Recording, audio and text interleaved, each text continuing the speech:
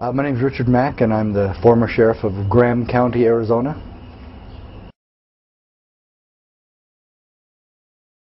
The county sheriff is the only elected law enforcement officer in the United States, and certainly in his county. So he's the only official that reports directly to the power source. In other words, he's not a bureaucrat. He wasn't appointed by some other body. He reports directly to we, the people. And so he is sovereign in that regard because he reports directly to the other sovereigns. And that's why the sheriff is the ultimate authority. He's not a bureaucrat from Washington, D.C. The President of the United States cannot tell your sheriff what to do. And so certainly none of the other auxiliary departments underneath the President can tell the sheriff what to do, and that includes the IRS, the EPA, OSHA, FBI, DEA. Any of those agencies cannot tell the sheriff what to do. But when they're in his sovereign jurisdiction, he can tell them what to do. The question is, will he? It's really alarming how many peace officers, policemen, law enforcement officers, sheriffs, chiefs of police, who have actually taken an oath of office to uphold and defend, protect and preserve the United States Constitution, and then when you present them with that thought or idea that that's exactly what they should be doing, they claim that it isn't their job to uphold and defend the Constitution, that which they've already sworn an oath to do. And so that's what really I find very disturbing. But I think it's the evolution that has taken place in our country today, and also it's a result or a consequence or a branch of what's wrong with America. America is off track. We have replaced our Constitution, which was the bulwark of our freedom in this country, with political agendas, political selfishness, and ultimately political correctness has replaced our Constitution. And so is it any wonder that we're so far off track? And my message is law enforcement owns part of that problem, and we need to correct it.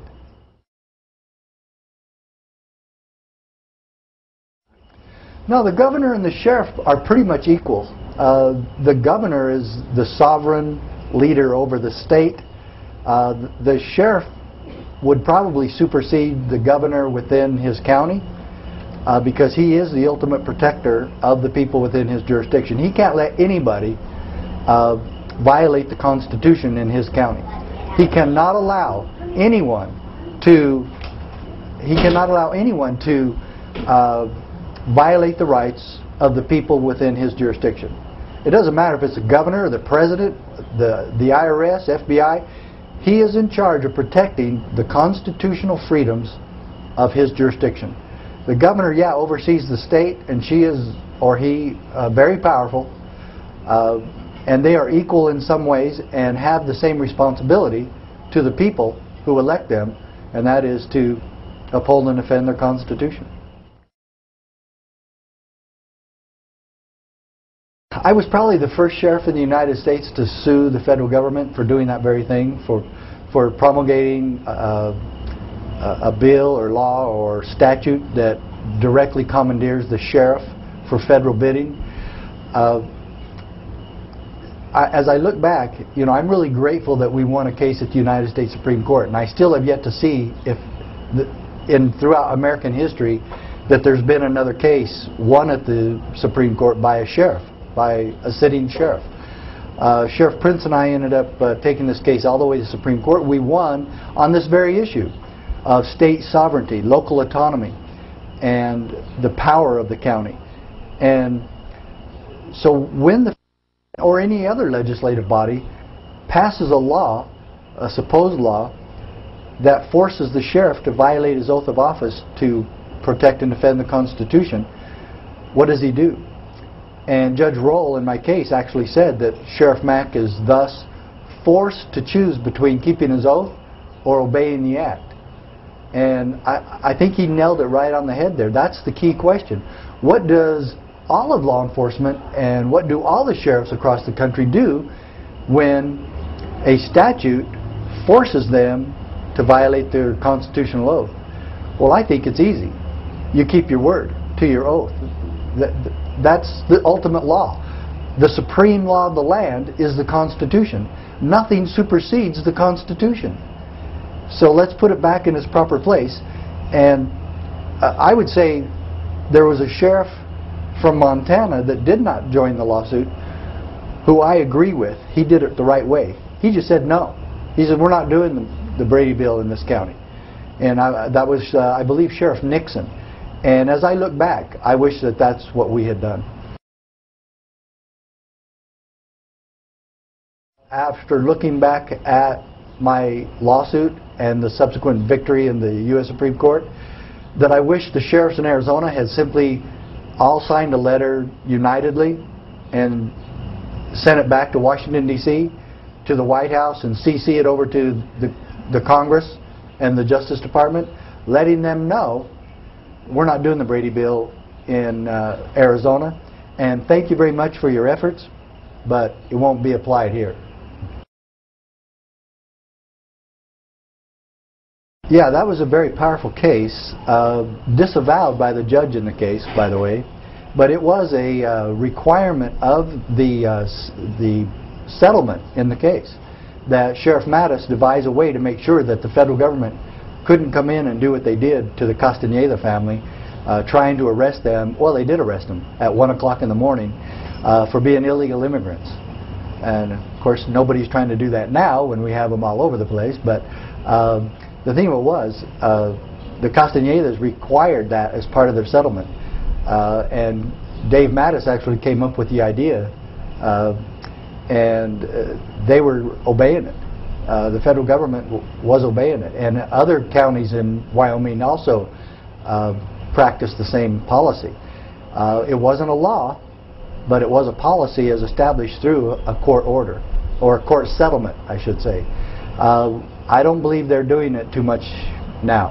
And so we've got a lot of work to do.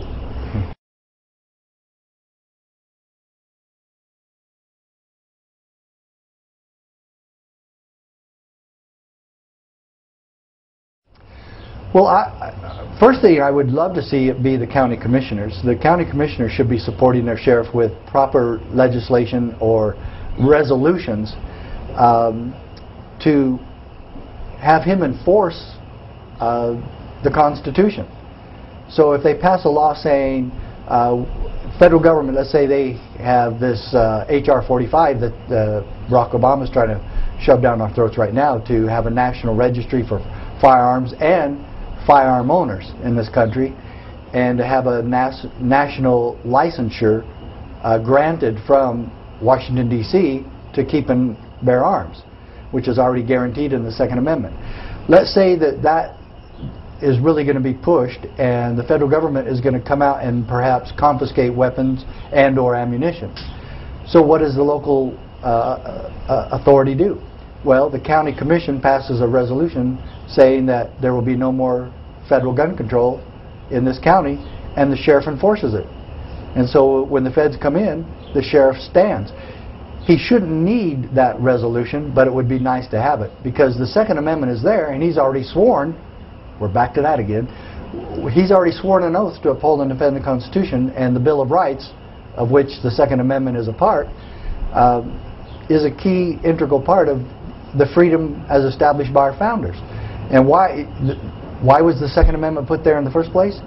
Well, that's what we need to all understand. The intent of the Founding Fathers on the Second Amendment was so that the people of this country would have the final say in controlling their government.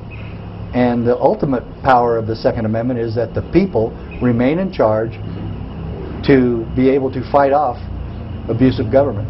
That's why the Second Amendment's there. So yeah, and the other one that really needs to back the sheriff in what's going on is the county attorney.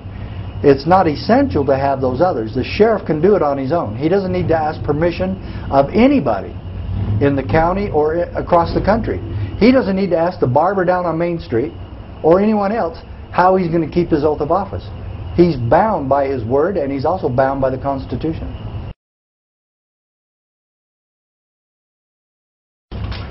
Department of Homeland Security should have absolutely nothing to do with your sheriff's office.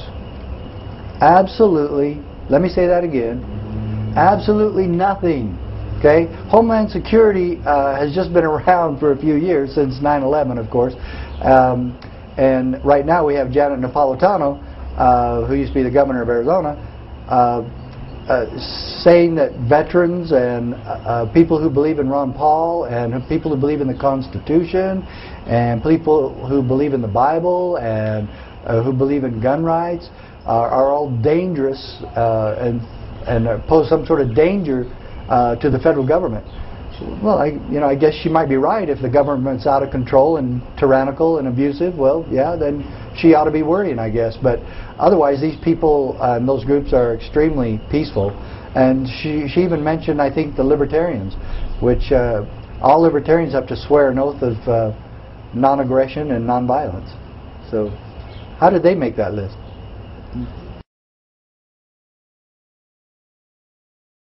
The sheriff shouldn't be taking money from the feds in the first place, and then they don't have to worry about that.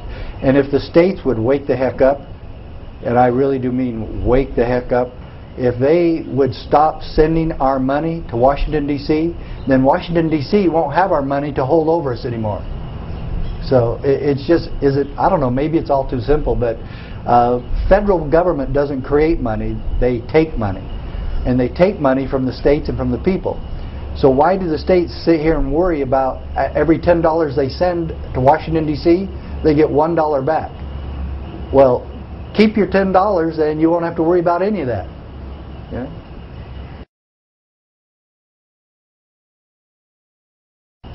Well, the citizens are the boss of the sheriff, and so they need to let the sheriff know what they want him to do.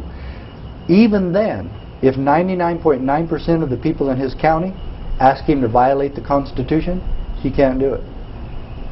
No matter what, he has to keep his word. This is not a democracy. In a democracy, that would be okay. The rule of the majority would win out. That's democracy. In a constitutional republic, the rights of the individual, even if it's just one person in his county, must be protected. And so the people form, the M word, the militia, or the posse. And if you look up the word militia in the dictionary, Google the definition of militia. It's the same thing as the local posse, which the sheriff has had the power to call out the people and actually order the people to come out in helping him in the execution of the law and keeping the peace. And that's where the people really come out.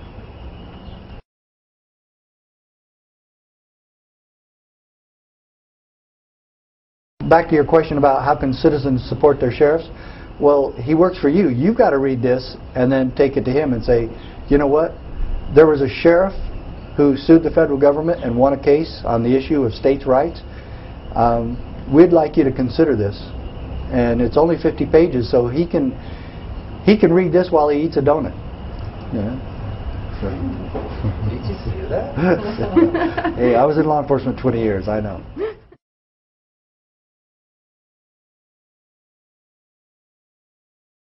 The Mack report was absolutely absurd.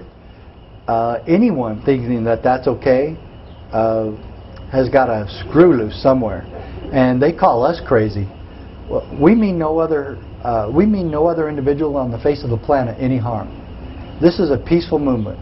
This is a movement to restore our Constitution, yes, and we will stand fast in that, and we're not going to move backward for anybody. But we mean no harm to absolutely anyone else. We don't want to hurt anybody. We certainly don't want a fight or a war or anything of that nature. But we're not giving up our guns, and we're not giving up our ammunition, and we're not giving up our children, and we're not giving up our religions, and we're certainly not going to give up any more of our freedom and liberty. And if you really study what's going on in our country, you'll come face to face with the conclusion that I put also in the book, The County Sheriff, America's Last Hope, the best book on the planet right now about freedom, that every citizen in this country should read.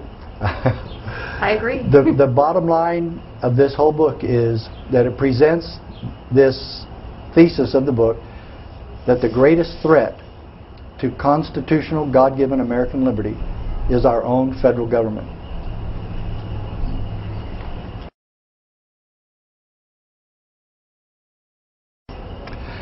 The worst thing that can happen in this country is for a county sheriff to be corrupt. They're really hard to remove, and because he is corrupt, he has lots of people in his pocket, or he's in other people's pockets. I don't think that happens an awful lot, but I know for a fact that it does happen and is happening now. So some states don't even have recall laws. The only way he can be removed in some states if you convict him of a felony. Well, that's happened a few times. There are recall laws, and I suggest people use them, or you find a place to live with a sheriff who is honest and keeps his oath of office. But to the sheriffs who are corrupt, luckily it's a small percentage. But what we need all sheriffs to do is to come to the realization that the oath of office is their ultimate goal and purpose and duty. And if you're just going to take the oath as a ceremony to get your picture in the paper at the beginning of your term, then you've violated the Constitution, and you've violated your oath of office, and you've violated the trust of the people. A recall is just a signature drive where people in the county sign a petition to have another election. And the sheriff still is on that ballot, or any other corrupt elected official is still on that ballot, but it puts them up for another election and gives the people another chance to kick them out.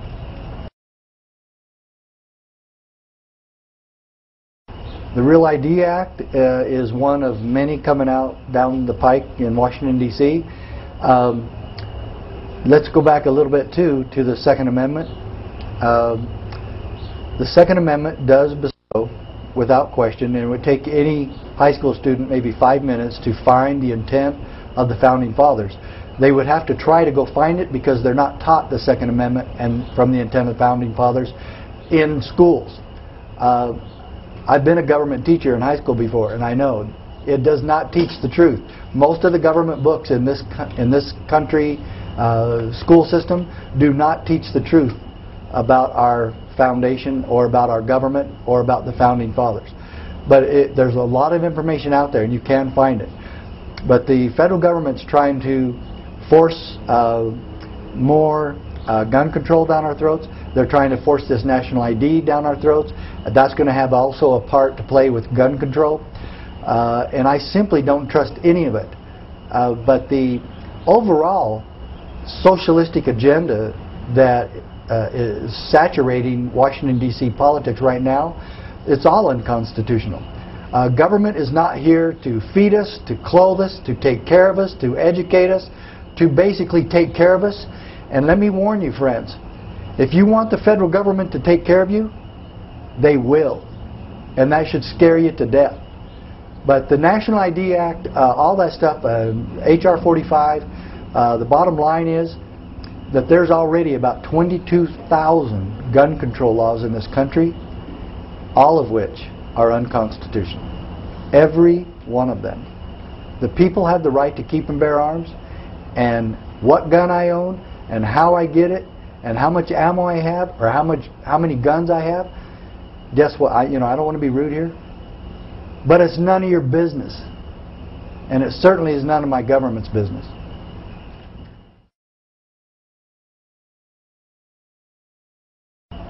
The sheriff can refuse any order or policy or suggestion or law or anything else from Washington, D.C.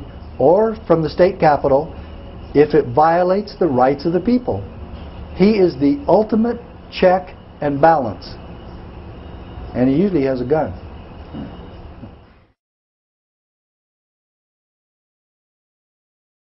Freedom of the press, freedom, free speech, it's all combined together. And a lot of times these same groups that have been attacked are the ones that are the most vocal. So that's why Janet Napolitano's coming after them, because they have to label you as something so people won't listen to you.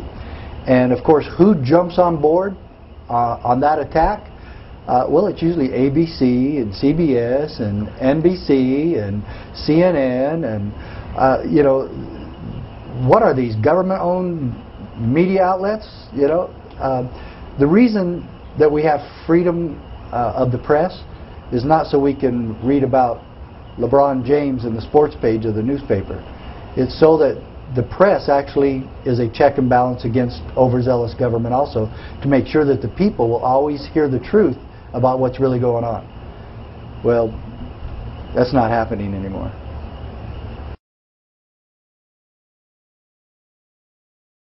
Yeah, they've actually done some of that in the past. I think it was the Wetlands Act back in the 90s, and there was a big rain in somebody's ranch or something, and it formed a little pond, and the government came in and took over this guy's land because there was a pond on his land now. There's been so many ridiculous things. The Endangered Species Act has caused a lot of stupidity from Washington, D.C. The EPA has done a lot of stupid things in the name of supposedly protecting our environment. Cost a lot of jobs. If you want to see where most jobs have been lost in this country in the last 20 years, put it right at the doorstep of the EPA. And the Wetlands Act, and now that they think they own all the water, Governor Symington back in the 90s also showed the federal government when they couldn't balance their budget, and there was no budget for a while when Bill Clinton was in office. Well, Governor Symington said, well, fine, we don't need you guys. We'll run our own Grand Canyon. It's ours anyway. We don't need you guys running our Grand Canyon. Well, it's the same principle. The governors of this state, of every individual state, and then the sheriffs and county boards of commission and board of supervisors need to let the federal government know, you don't own the water in this state. This is a sovereign state. We are in charge within the borders of this state. We are in charge, not you. The states created you. You do not supersede the creator. The federal government didn't even exist when we started the Revolutionary War. It was formed afterwards. So when we fought for freedom, it was for state sovereignty, not for a strong central government. One place where Alexander Hamilton was wrong.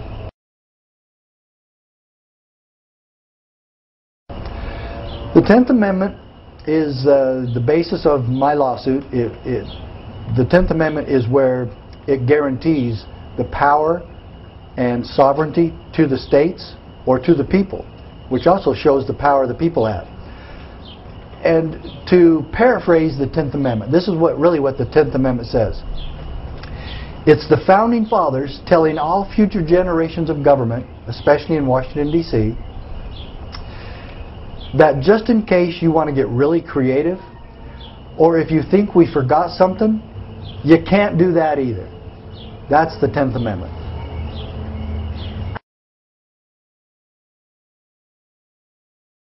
Well, usually you can be certain if Washington, D.C.'s passed another law, it's going to cost taxes and jobs. And then they'll turn around and create a welfare state for those people to collect more benefits and entitlements. It's absolutely amazing that the icon of the Democratic Party was John F. Kennedy, and he said, ask not what your country can do for you, but what you can do for your country. Anybody remember that principle? Anywhere in government, show me a Democrat. Even and a Republican for that matter in Washington, D.C. that believes that principle. Government is not here to take care of us. Government is here to protect our borders. Oh, man, they've done a bang-up job there. But no, it's so off. It's so opposite of what it was intended to be that it's absolutely scary.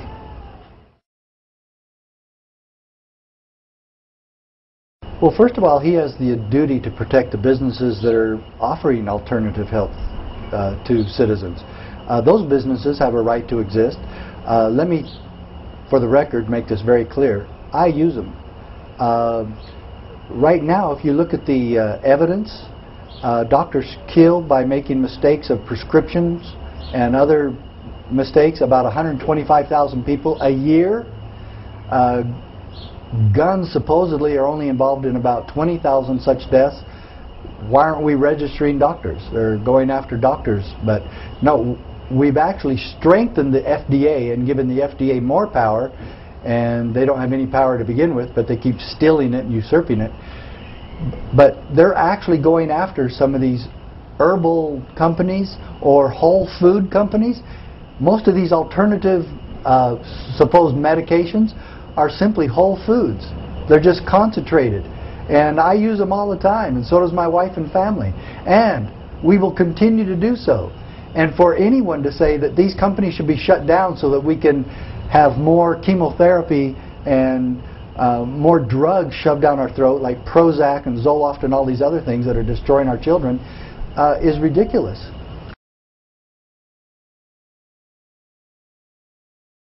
The sheriff is not a puppet for the courts or for the legislatures. He is his own boss. Again, who does he report to? He reports to the people. And he has to weigh that above all other elected officials or public officials who are going after a citizen in his county. Doesn't matter if it's the IRS or a judge or whatever. The judge cannot expect and should not expect the sheriff to go along with an unconstitutional order. In fact, no one, not the military or law enforcement, can be held accountable for disobeying an unlawful order.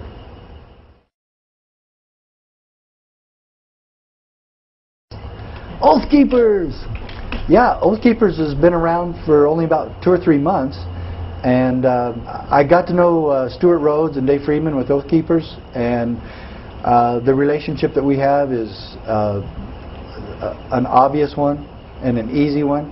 I've been preaching about the oath of office for about 20 years, and now they've made it a national campaign. And I'll tell you what, when I was in Lexington and we had the oath ceremony where we all, about a crowd of about 400 citizens, law enforcement, retired military, current military, all of us joining together, raising our arms and taking an oath, or retaking or reaffirming our oaths to uphold and defend the United States Constitution. I'll tell you what, it brought a tear to my eye. It was one of the most powerful moments I've ever participated in.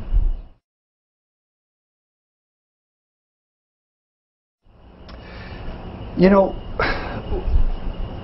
you can't contract out what the Army is supposed to do and what they're constitutionally supposed to be doing to protect, and then you kind of give carte blanche to a private company to do that which the military is supposed to be doing.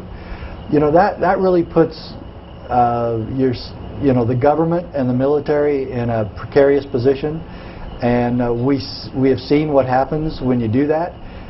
Who do these people, a private company, who do they report to? You know, who's their boss? If they violate their contract, who's responsible? The government or that company? Or, you know, we get mad at them, or what do we do to them? Fire them, stop the contract, take the money back, sue them? All that stuff's not part of a military operation.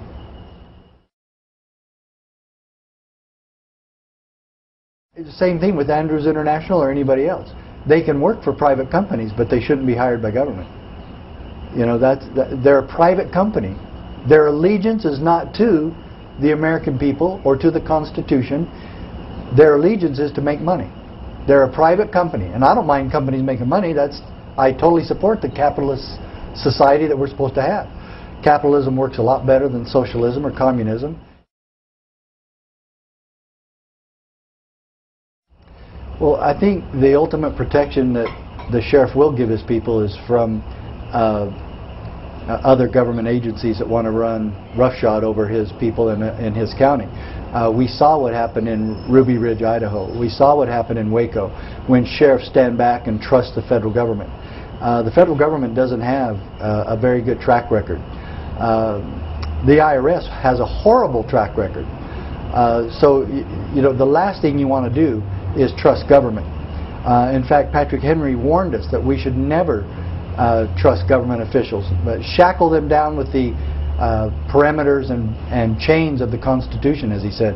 And Thomas Jefferson said that the price of freedom is eternal vigilance. And that's the ones that are supposed to be careful are us, we, the people. It's our government. It's what we do. This is us. And so we have got to be really careful. And the sheriff is the ultimate protector, again, of the people, to protect them from all enemies, both foreign and domestic. Doesn't matter where they come from. Okay? They come from Washington, D.C. or the State House or whatever. And so martial law and all this, the sheriff, if he's organized enough and has his posse ready to go, his armed posse ready to go anywhere in this country, then FEMA and those from the federal government who want to institute martial law, they can tell him, go somewhere else. There's not going to be enough manpower to do all this anyway. If they want to do martial law from Hawaii to Bangor, Maine, there's absolutely not enough manpower. It has to be local people. So the sheriffs are going to be asked to be part of the martial law. And the sheriffs can say, no thanks, go somewhere else. We don't need you here. We've got it under control. The sheriffs really have got to exercise some real leadership and planning on that one.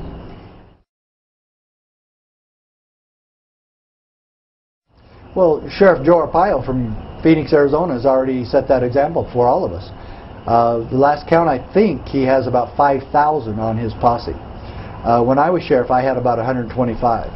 Our search and rescue, our entire team was all posse members, all volunteers. But they were excellent. And we can exercise, the sheriff can exercise his authority to call out volunteers however he wants. And he can save the citizens a lot of money in doing so.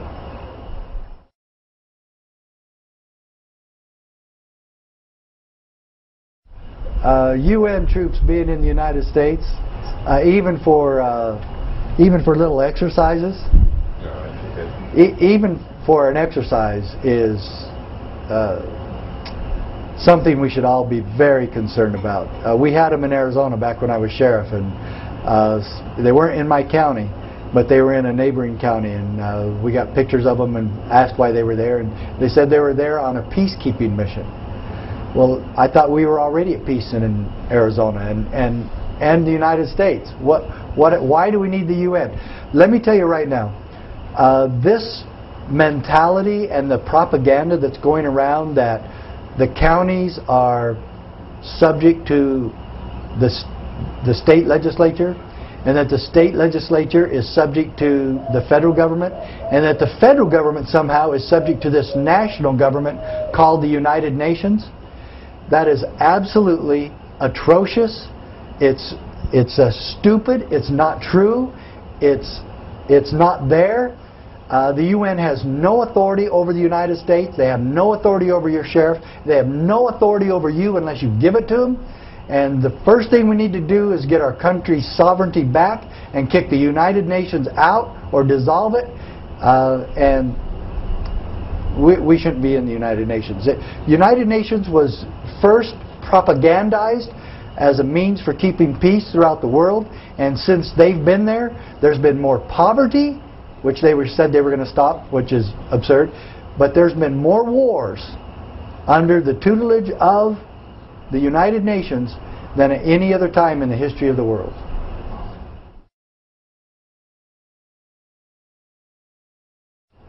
I think the bottom line on FEMA during Katrina is a typical example what you get when you turn things over to the Washington, D.C.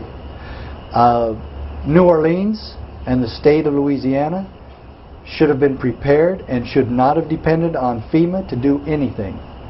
And they did, and they all paid for it dearly.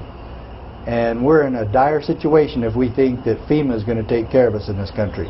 They don't have a good track record. Man, here's another bureaucracy of Washington, D.C. that doesn't have a good track record. The IRS doesn't have one. The FBI doesn't have one. It just goes on and on and on, folks. So I think the warning from Ronald Reagan when he said that government isn't the solution to the problem, government is the problem, was so true, and we need to wake up to that.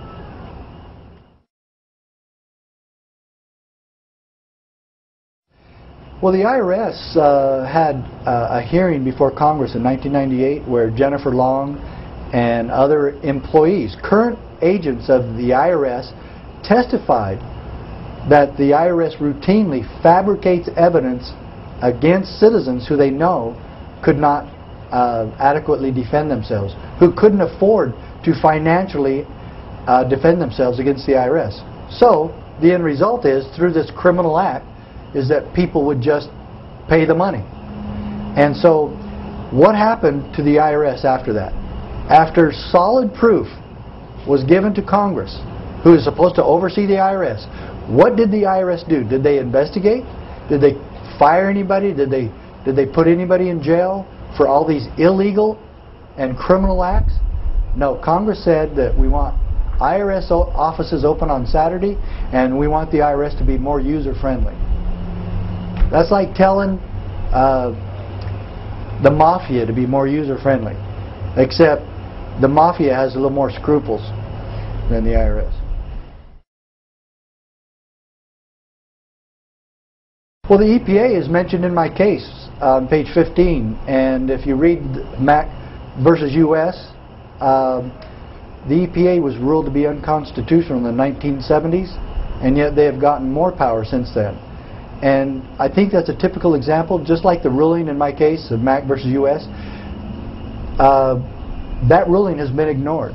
And it says that state legislatures are not subject to federal direction, and that the states and the counties and local jurisdictions actually standing up to the federal government and preventing incursions from the federal government is one of the Constitution's, quote, structural protections of liberty, end quote. And it's all right there in the case. So the federal government doesn't have authority over us unless we give it to them.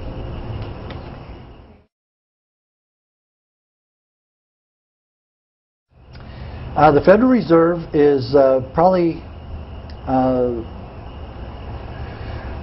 the biggest mistake that our country has made, along with the IRS, but they kind of go together, hand in hand. They're one and the same. But the Federal Reserve is not federal. It's owned by private banks. There is no question that the Federal Reserve is owned by private banks. It's not federal. So how did we do that? Congress, you've got a lot of work to do. And yet, our representatives in Washington, D.C. pretend that it has something to do with the government and then it's all proper. It's not.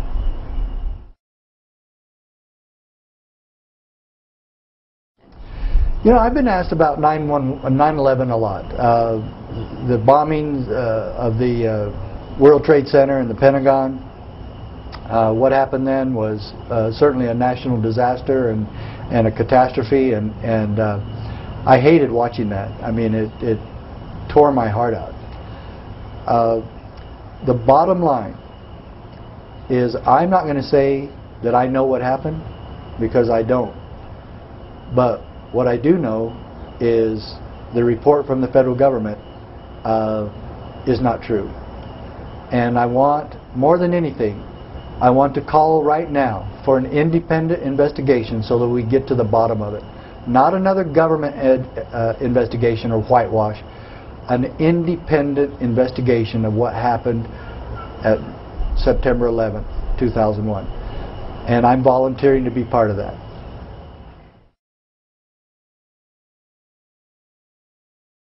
Hemp has about 2,000 domestic uses, from oil to paper to fuel. Fuel. You make fuel out of hemp. Hemp was made illegal when they made marijuana illegal. Hemp has no THC in it. It's not narcotic. And it could literally save the economy of this country. And if government officials are so concerned about global warming, then why not harvest hemp? Hemp could solve half of those problems that they're crying about all the time. Plus, the medical use of marijuana is something that absolutely should be explored. And for everybody to say in government and police alike, oh, people just want to smoke marijuana because it's fun, or they want to get high on it. I know people who that absolutely is not true about. And if somebody's dying, then what do you care if they smoke marijuana? It's not going to hurt you, and if it makes them feel better, then more power to them. And there's one thing that the Democrats and Republicans seemingly have not understood, and that is, why don't you just leave people alone and live and let live?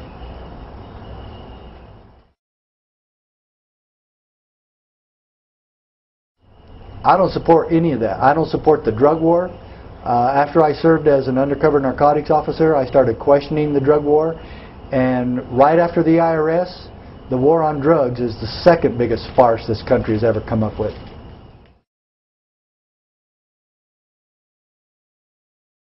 So I agree with Ron Paul on almost every issue that I've ever heard him talk about.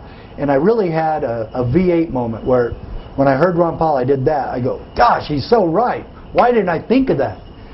When he said, I would abolish the IRS and the federal income tax and replace them with nothing. Okay? Because if the federal government and Congress stayed within their proper parameters, they wouldn't need all this money. They wouldn't need all this money to pay for all their corruption. And we're literally paying for our own demise. And we need to stop funding the criminal who's coming after us.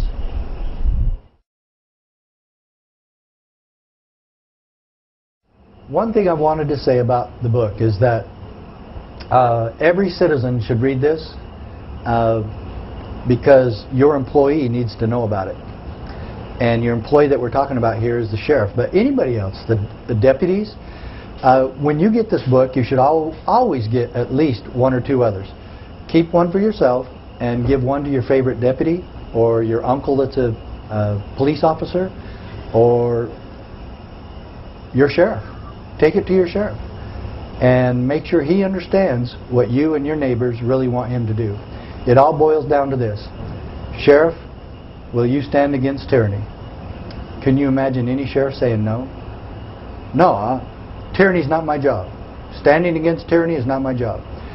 How bad do things have to get in this country before your sheriff says enough is enough? The monster's knocking on the door. The monster of despotism and tyranny are destroying our country, and if there was ever a time in our country's history that we should be standing against tyranny, it's now. Sheriff, I'm asking you, will you do it? If you don't, the fate of our country is in that decision. If you stand and fight against tyranny, we win. Your citizens are protected and America continues. If you do not, America dies.